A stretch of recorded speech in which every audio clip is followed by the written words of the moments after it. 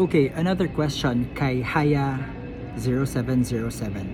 Puro night shift ba ang UM jobs dyan sa Pilipinas? Hindi, pero karamihan is night shift. Ngayon, bakit night shift? Kasi pag night shift na sa atin, umaga na dito sa Amerika, which is pag tumawag ka sa office ng mga doctors, is masasagot ka nila, mabibigay nila yung mga information na kailangan mo.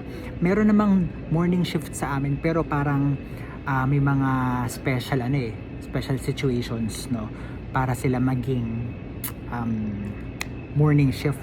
Pero pag morning shift nga, since sarado ng office dito sa Amerika, parang nagfa-fax na lang sila ng mga documentations na kailangan nila. And then meron ding mid shift na wherein yung half ng shift nila hindi sila nakakatawag kasi sarado pa rin dito sa Amerika, pero nag-fax sila. And then parang 6 PM sa Pilipinas hanggang 10 PM bukas na yung mga offices sa Amerika, kaya nakakatawag na sila. Pero majority talaga is night shift. Good luck.